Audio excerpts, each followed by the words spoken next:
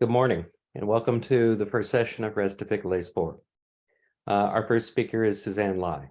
Her paper is entitled, "Can We Please Get Back to Research, Creating Space Through Service?" Suzanne Lye is an assistant professor in the Department of Classics at the University of North Carolina at Chapel Hill.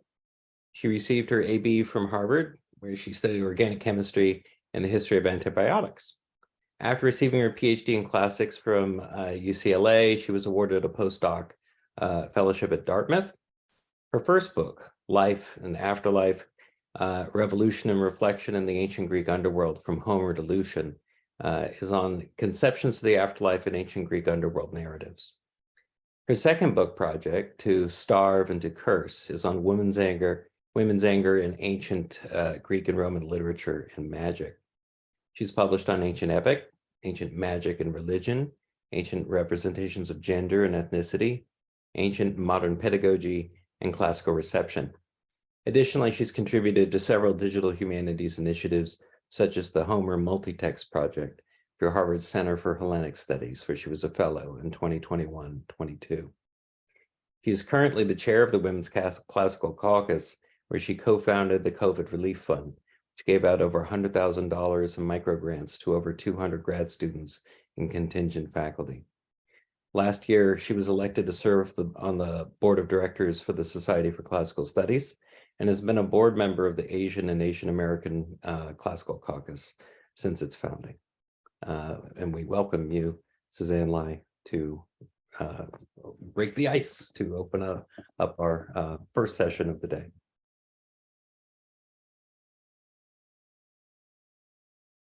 Thank you so much.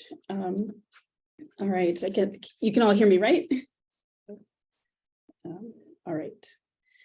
Okay, so first of all, I just want to say thanks to the organizers and to everyone who is watching from afar. I'm here to talk to you today about the relationship between research and service.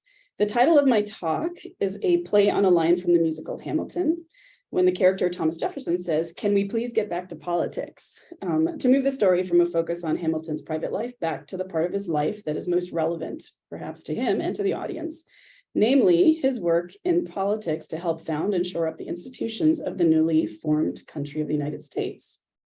Of course, as the play shows, the two sides of Hamilton's life affect each other, just like service and research affect us all.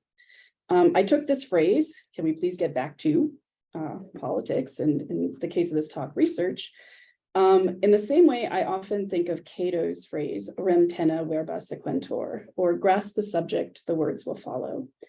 Today, the subject I want to grasp onto and focus our attention on is research, and discuss with you how we can use service to enhance and promote our research agendas. So first of all, what is service? No one has ever fully explained it to me or given me a strict definition. So I'll give you my description of service based on my experiences.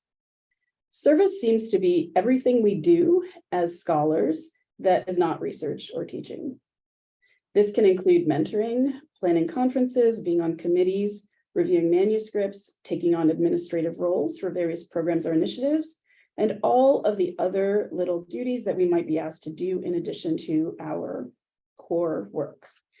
Service is a thing I received the least training on in grad school, and yet it often threatens to take up most of my time, the longer I am here in the field. Service is also one of the things that people don't tell you much about when you are looking to enter grad school or the field. I think most people here didn't enter the field of classics because they wanted to be administrators or serve on multiple committees. I mean, there are much easier paths and more lucrative careers for those who want to make those their focus. Rather, many of us enter the field because we want to do research. And yet, over time, we find ourselves spending less time on the research part of our jobs and more time on other things, such as teaching and service, to the point where at times our research programs come to a standstill, and we may have nothing moving forward in the pipeline. More broadly, beyond this fact, we have a mindset often in this field that service and teaching come at the expense of one's research. In today's presentation, I'm going to push back on this mindset and propose an approach and method of execution to recenter research and develop an approach to service that serves one's research goals. In our field, there are people whom we can name and have probably worked with who are known for service. Take a minute to bring them to mind. You can probably write down a list of names of peers and mentors who are noteworthy for their service, whether in your department or in the field. In fact, it's common for us to identify people in our field as being known for something like service or pedagogy, often at the expense of their being known for their scholarship. In short, we often think that people are making a choice between one of the three aspects against which many of us are judged for promotion, which are research, teaching, and service. So these have been told to me as being the key areas of an academic's life.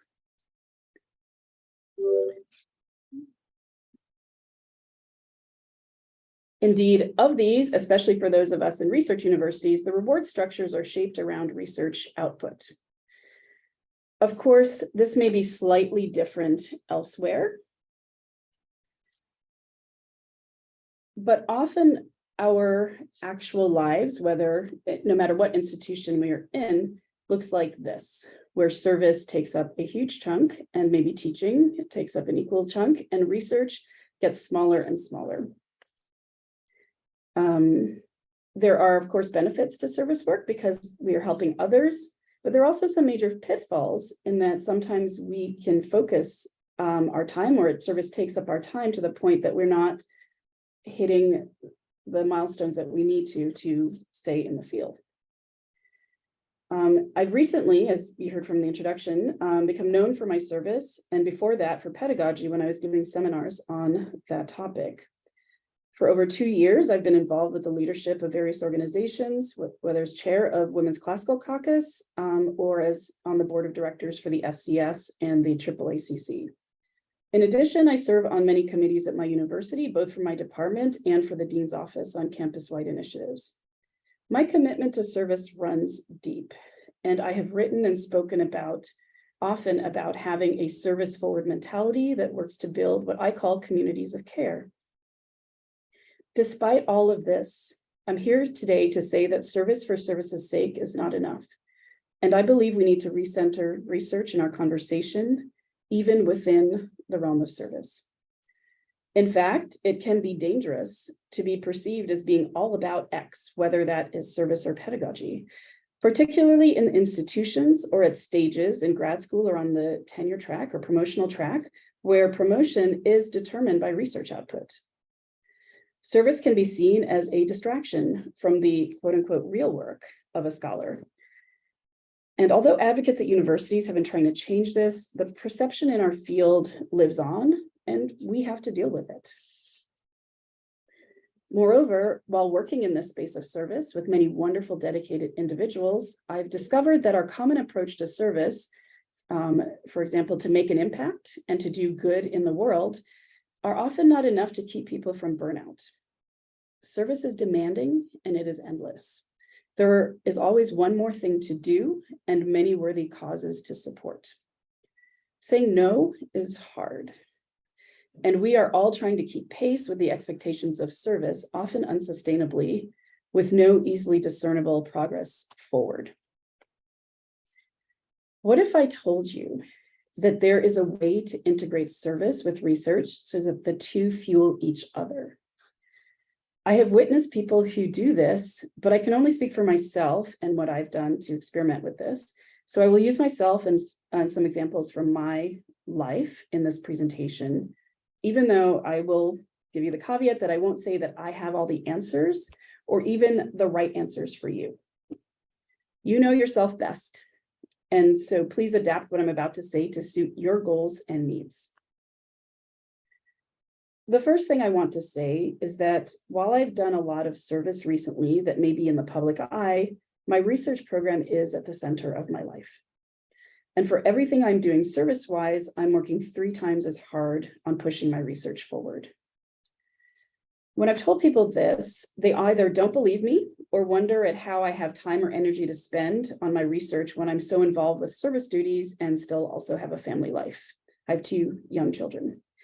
I'm here to pull back the curtain a bit on how this has been possible for me and give you some practical tips for how to recenter research in your professional life and spend more time exploring the ancient world and engaging with your chosen intellectual communities. There's no shortage of tips or advice out there for keeping research in our lives, whether from colleagues or such organizations like the National Center for Faculty Development and Diversity, the NCFDD, which many of our institutions are members of.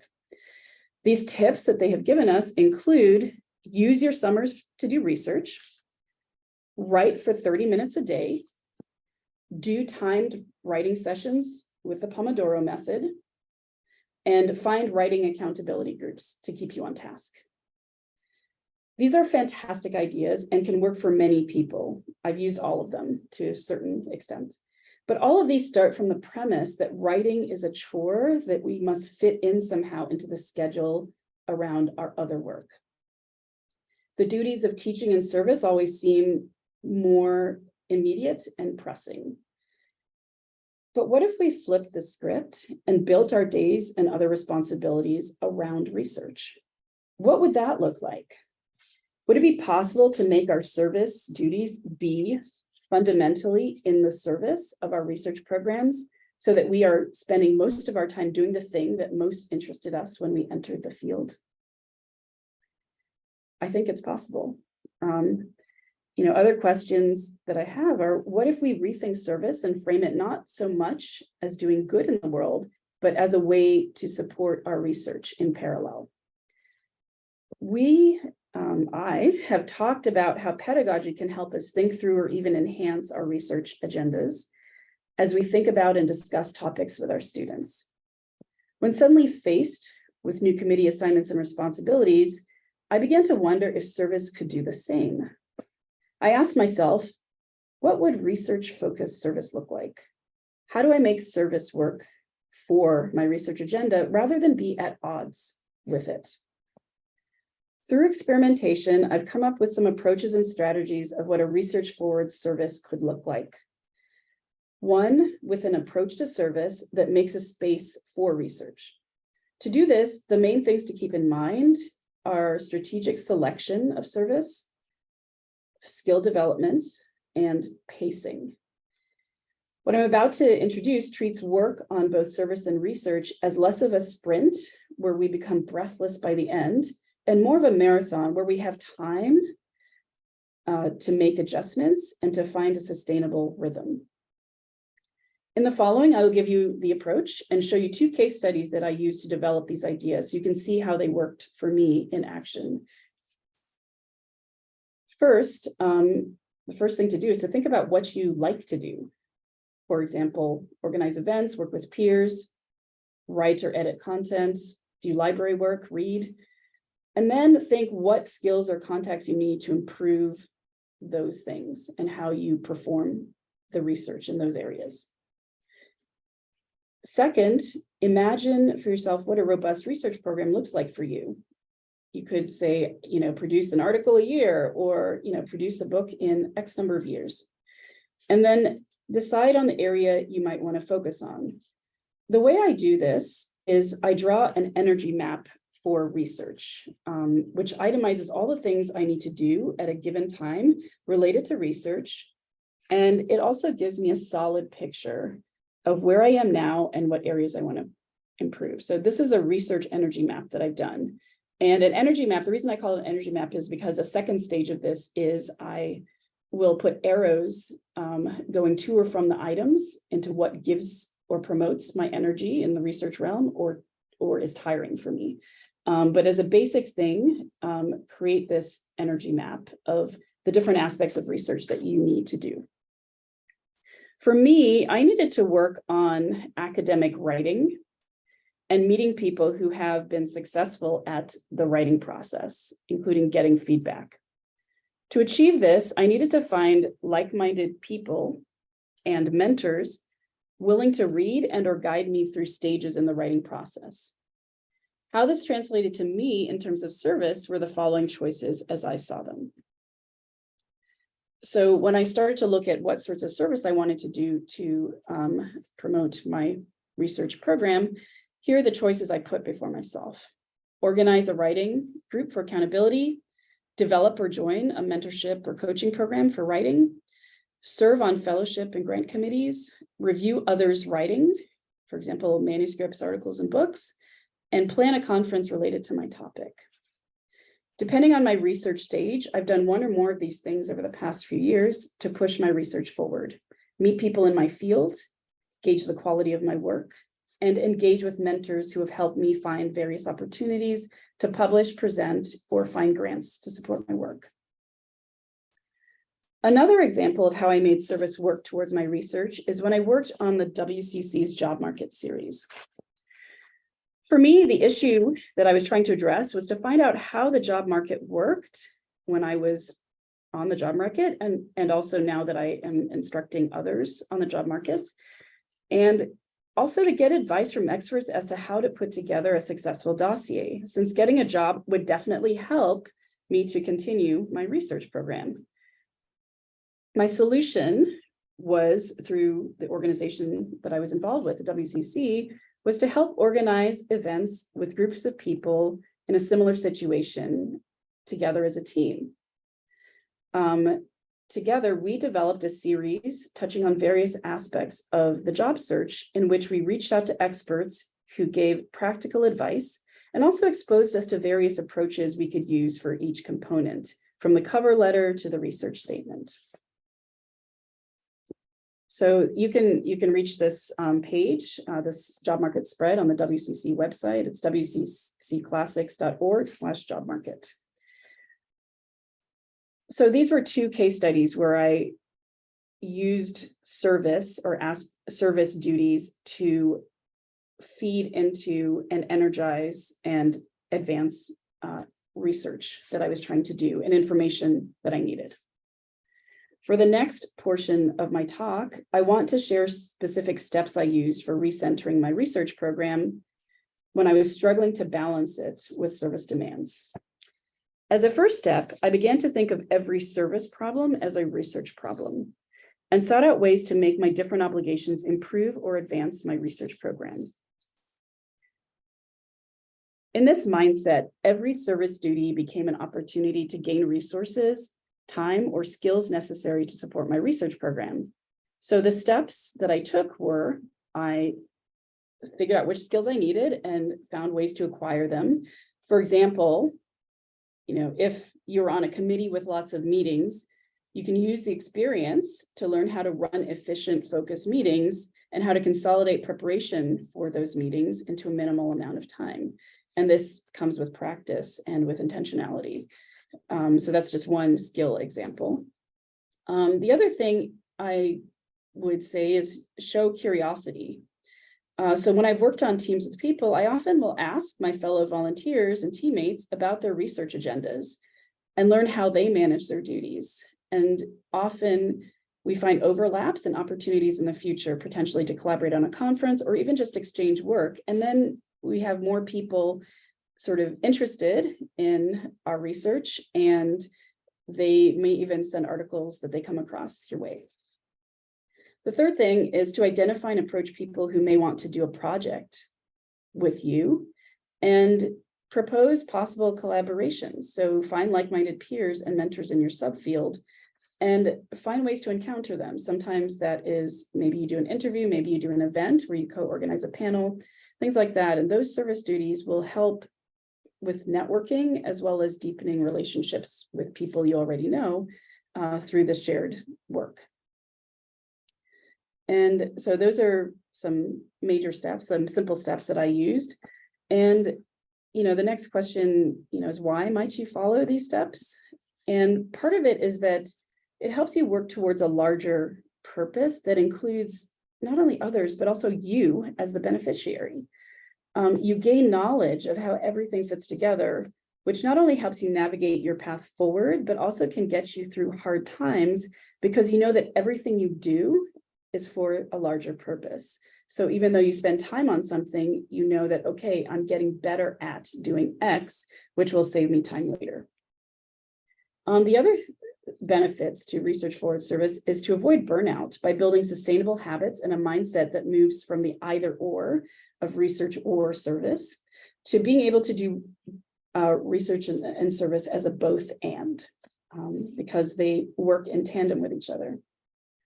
This strategy and intentionality help me feel less overwhelmed, because in those busy times when the deluge of work inevitably comes, I have already built channels to harness the power of that energy in productive ways. Through this strategy, I have expanded my definition of what I consider research. So that's also an important piece. And so that even on days I don't write or read specifically on my topic, I know that I'm still investing in my research by using my service to test ideas and hone skills that I can then translate into good research habits. In short, I've created an ecosystem in my professional life where my service moves me closer to my research goals, and I get to spend more of my time thinking about and doing what I love, which is exploring aspects of the ancient world and sharing my discoveries with others. In conclusion, my goal with this research-focused approach to service is not so much to gain balance between research and service and teaching, as it is to create a joyful professional life and a dynamic equilibrium of flow between the different aspects of my job against which I'm judged and promoted, so I can keep doing what I'm doing. Service is a part of all of our lives. Let's make it something that is not only fulfilling, but also gives us joy and energy to achieve our research goals. Thank you.